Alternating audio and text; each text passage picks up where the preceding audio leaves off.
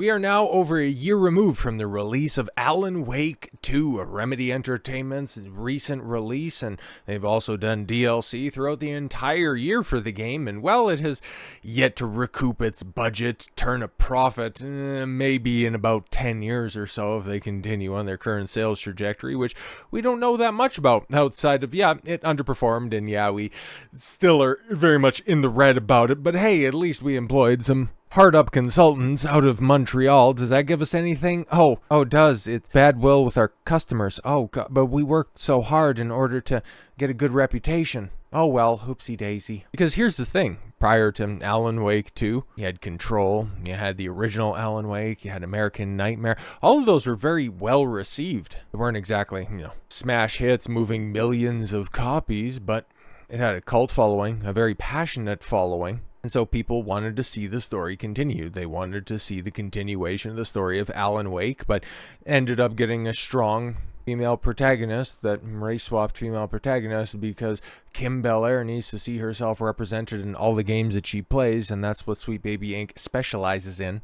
But because we're a year removed from that failure, now the industry is starting to get wise to these shill consultants coming in and ruining their product and wondering what happened, where'd all the profit go? And they're beginning to make a few changes, if you will. Sweet Baby client, Remedy Entertainment overhauls hiring process. Oh, really? Ends mandatory pronoun declarations. Well, that does seem small. Right? But it's a change. It's a change in the right direction. No, I'm not talking about, slapping on a MAGA hat and rocking up to an interview dressed like that. No. I mean, just a move back to meritocracy. Can we just de-emphasize mental illness and prioritize competency? Can we move back to that? That'd be great. Remedy Entertainment, a well-known client of Sweet Baby Inc. and the studio behind the Alan Wake series, removed mandatory pronoun selection from its job applications, according to a report from Smash JT. On paper, Remedy Entertainment seems like the last company that would reject divisive and exclusionary hiring practices. The Sweet Baby Inc. client has a long-standing history of advocating against straight white males working in the gaming industry. However, according to YouTuber Smash JT, the Alan Wake developer has taken a step towards actual inclusive hiring by removing mandatory pronoun selection from employment applications. All right, then. The developer made news when Alan Wake 2 community manager Vida Sarkevich, expressed frustration with influencer agencies that pitched games featuring wall-to-wall white men. It's always the community managers. I hate to bring it up. Actually, no, I don't, because whenever I can have the opportunity to shill the game, I'm definitely going to take advantage of it. Final Fantasy VII Rebirth, you don't hear a damn thing about their community management team, and when that game first launched, people had problems with it. And then especially after the first patch came out, and then the last side quest of the game was glitched out for a lot of people, myself included. So my initial run, I couldn't 100% all the side quests. Oh, I was tight about that. Not really. They worked hard to fix it, and within a week or so, it was all sewed up and taken care of. And no, they didn't resort to going, the entitled gamers that are out there. No, they just put their head down and they worked on the problem. And it's going to be funny to compare and contrast, like Alan Wake 2, still not turning a profit, doubling down with what they were doing with Sweet Baby Inc. prior to the pronoun selection stuff with their DLC. You have that game not popular anywhere. I don't hear anybody talking about this. I heard nobody discuss that DLC whatsoever. And then 11 months after its initial release, when it eventually does drop, you're going to have Rebirth on PC, and because of all of the goodwill it had created for itself in 2024, it is going to finally be rewarded. I can't wait to cover that. So, it's going to be so much fun to talk about things I actually like instead of just bad practices in the industry. The company also worked extensively, with Kim Belair's Sweet Baby Inc., a narrative consultancy firm known for pushing DEI narrative elements into AAA games.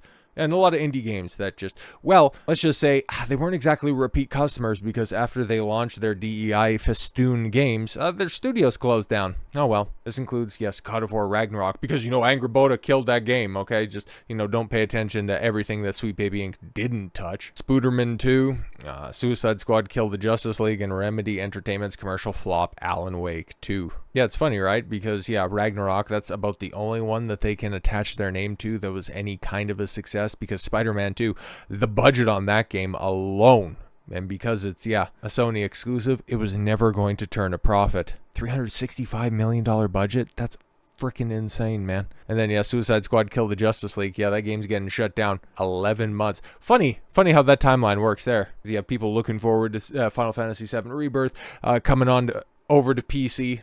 The sales don't lie on that one. That's just not me going, oh, guys, there's real excitement for this. No. You can check the numbers right now. Even during the Steam sale. Okay, that one's right there close to the top, at least by the time that you're watching this. Probably still in the top 25, maybe even higher than that. But I digress. Moving over to Suicide Squad Kill the Justice League. Won't even be able to make a year. It will be shut down. Its support will be pulled about 11 months removed from its release. It's funny how we have such diverging paths, but oh no, Square Enix wanted to make Final Fantasy VII Rebirth woke and stuff like that. They're trying to cover up Tifa. Shut up. While Alan Wake received critical praise, there's not much financial success that comes from that these days. Yes, Smash JT said in this official write-up, virtue signaling cannot be exchanged at banks for cash. And yeah, there was no financial success with Alan Wake. It's still a flop.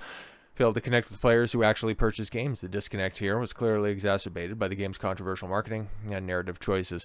Rumored race-swapped protagonists, yes, and other story directions and alienated portions of the fan base Remedy once so effortlessly captivated. Yeah, I didn't hear anything, right? Like, I wasn't looking forward to Alan Wake 2. It wasn't on my radar at all whatsoever, but there are people that I watch that are out there that were very much in tune with the game. There was no hint that you were going to end up, or Alan was going to end up getting sidelined for Sarga Cod. Well, Lasarga Anderson, rather. Where did I come up with a Cod? Anyways, that was just kind of sprung on to everybody at the 11th hour.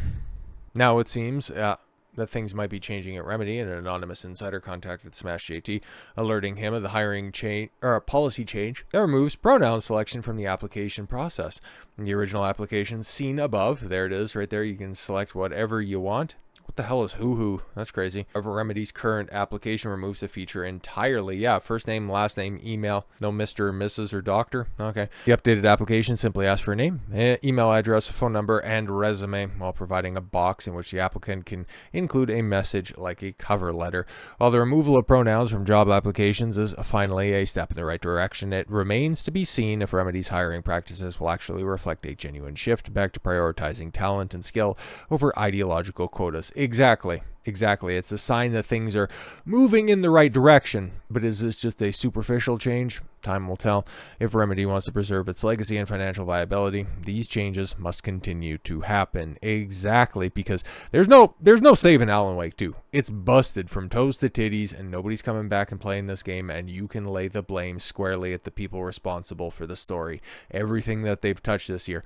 Unknown 9, Awakening, the game that credited Kim Belair as the story architect, shipped dozens of copies. Tales of Kenzara Zhao, studio closed down. Previously mentioned, Suicide Squad Kill the Justice League pulls support less than a year after its launch, costing Warner Brothers Games $200 million plus.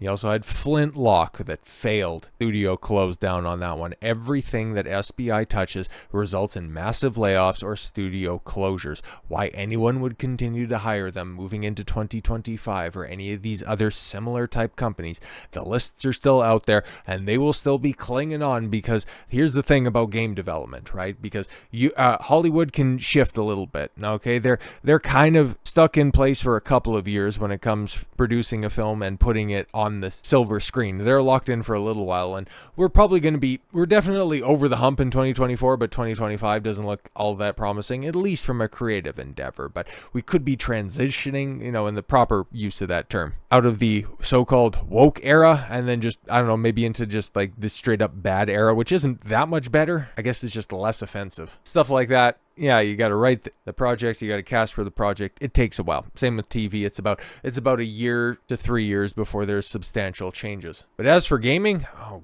God, there's so much of that stuff, man, that just takes 3, 4, 5, 6, 7 years in order to come out. What is it? GTA 6? It's been in development for well over a decade. You had Dragon Age: The Veilguard come out. It was in development for 8 years. You had Concord blow up in everybody's face over there at Sony. That was also in development for that similar amount of time. The woke elements might be purged out of certain aspects of entertainment, but when it comes to video games, it's going to be a long march, because it's not so much just reading the financials, leaving it up to the money guys to make the decisions about who gets fired and who gets hired. No. You have to understand that these developers, these designers, these people who are constantly on the attack against the audience, They're the ones that want all of this stuff in there. They're the dyed-in-the-wall ideologues because they're not creative enough to do anything on their own, so they have to put up artificial shields where, oh, you can't criticize my game because it has a black female protagonist. You can't criticize my game because it's not made for you. They can continue to make these arguments. It's not going to make them any more popular.